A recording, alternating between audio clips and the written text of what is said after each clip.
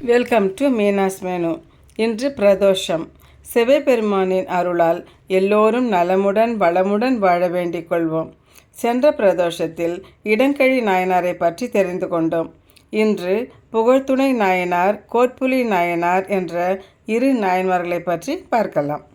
கும்பகோணத்துக்கு அருகிலுள்ள அரிசில்கரை புத்தூர் என்ற ஊரில் புகழ்துணை நாயனார் பிறந்தார். இவர் சிவாகம முறைப்படி சிவபெருமானை பூஜித்து வருவதை தன் வழக்கமாக வைத்திருந்தார். புண்ணியம் செய்வார்க்கு பூவுண்டு நீருண்டு என்பது போல் இறைவனை திருமஞ்சனம் செய்வித்து மலரிட்டு அர்ச்சனை செய்து வழிபட்டு வந்தார். இந்நிலையில் நாட்டில் பஞ்சம் ஏற்பட்டது. உணவு தட்டுப்பாடு அனைவரையும் பாதித்தது. நாயனாரும் சரியான உணவு இல்லாததால் உடல் தளர்வுற்றார். ஆயினும் மனம் தளர்ச்சியடையாமல் சிவபூஜையை எந்த தடை வந்தாலும் நிறுத்தக்கூடாது என்ற மன உறுதியோடு தொடர்ந்து செய்து வந்தார். இவ்வாறு உண்ணாமல் உடல் வருந்தி இறைவனுக்கு தொண்டு செய்யும் பொழுது ஒரு நாள் மிகவும் தளர்வுடன் குடத்தில் நீர் கொண்டு வந்தார். தண்ணீர் குடத்தை தூக்கி சிவபெருமானுக்கு திருமஞ்சனம் செய்யும் பொழுது குடத்தை தூக்க முடியாமல் பெருமானின் மேல் குடத்தை போட்டுவிட்டார். பின்னர் மயங்கி கீழே விழுந்து விட்டார். இறைவன் அடியாரின் துயர் பொறுக்க மாட்டாமல் அவர் துயர் தீர்க்க எண்ணினான். சிவன் அவர் கனவில் தோன்றி பஞ்சம் தீரும் வரை உனக்கு நாள்தோறும் ஒரு பொற்காசு வைப்போம் என்று அருளினார். புகழ்துணை நாயனார் கண் விழித்து எழுந்த பொழுது இறைவனின் பீடத்தின் கீழ் ஒரு பொற்காசு இருந்தது. நாயனாரும் அதை கொண்டு பசி தீர்ந்தார். இறைவனை எப்பொழுதும் போல் திருமஞ்சனமாட்டி மலர் கொண்டு பூஜித்து அர்ச்சனை செய்து பூஜை செய்து வந்தார். இறுதியில் இறைவனடி சேர்ந்தார். சுந்தரர் இவருடைய வரலாற்றை இந்த ஊர் தேவாரத்தில் பாடி அருளியிருக்கிறார். புகழ்துணை நாயனாரின் குரு பூஜை ஆவணி மாதம் ஆயில்யம் நட்சத்திரத்தில் சிறப்பாக கொண்டாடப்படுகிறது. திருச்சிற்றம்பலம். இப்பொழுது கோட்புலி நாயனாரை பற்றி பார்க்கலாம். சோழ நாட்டில் நாட்டியத்தான்குடி என்ற ஊரில் பிறந்தார் கோட்புலி நாயனார். இவர் சோழ மன்னரின் படைத்தலைவராக பணியாற்றி வந்தார். இவர் அஞ்சாத வீரர். எண்ணற்ற போர்க்களம் சென்று பகை அரசர்களை வென்று மன்னருக்கு வெற்றிகளை தேடி கொடுத்தார். பகைவர்களுக்கு புலி போன்று விளங்கியதால் கோட்புலியார் என அழைக்கப்பட்டார். இவர் சிறந்த சிவபக்தர். அரசனிடம் இருந்து பெற்ற செல்வம் அனைத்தையும் சிவ தொண்டுக்கே செலவழித்தார்.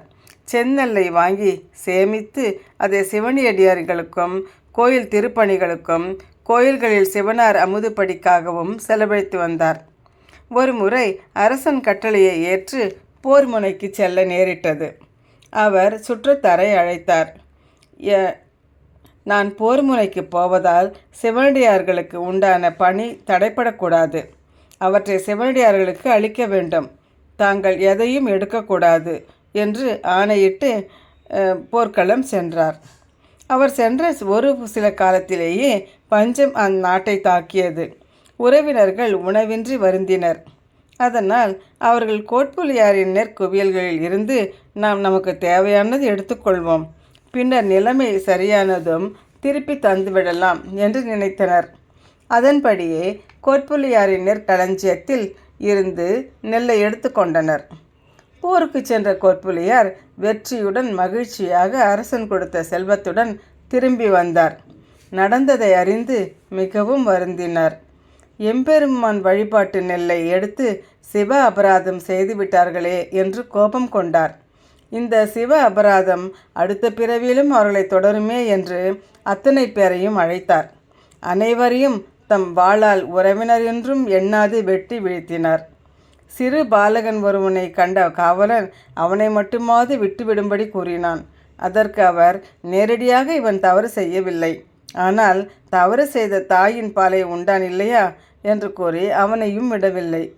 அப்பொழுது சிவனார் அவர் முன் தோன்றி, உன் கைவாளால் மாண்ட சுற்றத்தார் தம் பாவங்களிலிருந்து நீங்கிவிட்டார்கள். நீயும் சுற்றத்தாரும் எம்முடன் இப்பொழுதே வருக என்று அருளி மறைந்தார். கோட்புலியாரும் சுற்றத்தாரும் என்றும் நிலைத்து வாழும் பேறு பெற்றனர். கோட்புலி நாயனாரின் குரு பூஜை ஆடி மாதம் கேட்டை நட்சத்திரத்தில் கொண்டாடப்படுகிறது. திருச்சிற்றம்பலம். இன்றைக்கி நம்ம அறுசுவையில் பார்க்க போகிறது மூர்த்தி சின்னதுன்னாலும் கீர்த்தி பெருசுன்னுவாங்க இல்லையா, அந்த மாதிரி சுண்டைக்காய் வந்து நிறைய நன்மை இருக்குது. சுண்டைக்காயில் நிறைய நன்மை தரக்கூடிய இந்த சுண்டைக்காயை வச்சு ஒரு துவையல், சட்னி எது வேணாலும் நம்ம வச்சுக்கலாம். அது எப்படி செய்கிறதுன்னு பார்க்கலாம். இதுக்கு தேவையான பொருட்கள்: சுண்டைக்காய் 1 கப்பு பச்சை சுண்டைக்காய், உளுத்தம்பருப்பு, கடலைப்பருப்பு, கடுகு, உளுத்தம்பருப்பு தாளிக்க, உப்பு, வரமிளகாய், தேங்காய், எண்ணெய், புளி. நார்மலாக நமக்கு துவையலுக்கு என்னென்ன நம்ம போடுவோமோ அதே தான் இதுக்கும். இந்த சுண்டைக்காயில் வந்து நமக்கு நிறைய சத்து இருக்குது. ரொம்ப அயர்ன் சத்து நிறைய இருக்குது. ஸோ அனிமிக்காக இருக்கவங்கலாம் வந்து மாதத்தில் ஒரு 2-3 தடவையாவது இந்த சுண்டைக்காய் எடுத்துட்டாக்கா நல்ல ஹெமோக்ளோபின் நல்லா இன்க்ரீஸ் ஆகும். விட்டமின் சி இருக்குது. அதுக்கப்புறம் வந்து பி காம்ப்ளெக்ஸ் இருக்குது. அதனால் வந்து வயிற்று புண்ணெல்லாம் வந்து இது ரொம்ப நல்ல ஆற்றுன்னு சொல்லுவாங்க. வயிறு புண்ணெல்லாம் வந்து சரியாயிடும். வயிற்றில் இருக்கிற கிருமிலாம் கூட வந்து இது வந்து எடுத்துரும். அதனால் வந்து இந்த சுண்டைக்காயை வந்து நம்ம முதல்ல நல்லா வாஷ் பண்ணி எடுத்துக்கலாம். நல்லா ஒரு 2-3 தடவை நல்லா வாஷ் பண்ணிவிட்டு, இது வந்து ஃபஸ்ட்டு வந்து ஒரு ஒரு நல்லா நசுக்கி அந்த விதையெல்லாம் கொஞ்சம் எடுத்துடணும். இது மாதிரி அலசி எடுத்துகிட்டு இது மாதிரி ஒரு 4 நாளாக போட்டு இந்த மாதிரி உரல்லையோ இல்லைன்னா எதில் வேணாலும் வச்சு நீங்கள் நசுக்கிக்கலாம். 1-2 நசுக்கி நம்ம வத்தல் பண்ணுறதுன்னா இந்த மாதிரி நசுக்கி கொஞ்சம் எடுத்துகிட்டு மோரில் ஊற போட்டு காய வச்சு நம்ம வத்தல் பண்ணி வச்சுக்கலாம். எப்போ வேணாலும் நம்ம அதை யூஸ் பண்ணிக்கலாம். இந்த மாதிரி பச்சை சுண்டைக்காயாக நம்ம யூஸ் பண்ணும்போது அப்படியே இதை வந்து நம்ம ஒரு அலசிட்டு காரக்குழம்பு, பருப்பில் போட்டு குழம்பு, பொரியல் எல்லாமே பண்ணலாம். இதில் இன்றைக்கி வந்து நம்ம ஒரு துவையல் பண்ண போகிறோம். இது வந்து நிறைய வந்து இந்த மாதிரி புளிக்குழம்போ இதுவோ பண்ணும்போது நிறைய பேருக்கு பிடிக்க மாட்டேங்குது. அந்த சுண்டைக்காயெல்லாம் எடுத்து போட்டுடுறாங்க. அதனால் வந்து அதனோட ஃபுல் பெனிஃபிட்ஸ் வந்து கிடைக்க மாட்டேங்குது. ஆனால் இந்த மாதிரி நம்ம துவையலாக பண்ணும்போது அது வந்து கணக்கு தெரியாமல் உள்ளே போயிடும். அது ஒன்றும் டிஃப்ரென்ஸே தெரியாது. சுண்டைக்காய் துவையல்னு வந்து உங்களுக்கு சொன்னால் தான் தெரியும். ஏன்னா இதில் நம்ம தேங்காய் எல்லாமே போடுறதுனால வந்து ரொம்ப டேஸ்ட்டாக இருக்கும். இட்லிக்கு, தோசைக்கு எல்லாத்துக்குமே நம்ம தொட்டுக்கலாம். சாதத்துக்கு போட்டுக்கலாம். எல்லாத்துக்குமே வந்து நல்ல குட் காம்பினேஷன் இந்த சுண்டைக்காய் துவையல். இப்போ நல்லா நம்ம அலசி எடுத்தாச்சு. இந்த மாதிரி இந்த மீதி இருக்கிற தண்ணியை வந்து அப்படியே நம்ம தொட்டியில் போட்டுட்டோன்னா நல்லா சுண்டைக்காய் செடி வளர்ந்துடும். இப்போ ஒரு கடாயில் எண்ணெய் விட்டுருக்கேன். எண்ணெய் விட்டு ஃபஸ்ட்டு வரமிளகாய் ஒரு 4-5 காரத்துக்கு ஏற்ற மாதிரி வரமிளகாய் போட்டுக்கோங்க. வரமிளகாய் போட்டு வறுத்து எடுத்தாச்சு. அடுத்தது உளுத்தம்பருப்பு.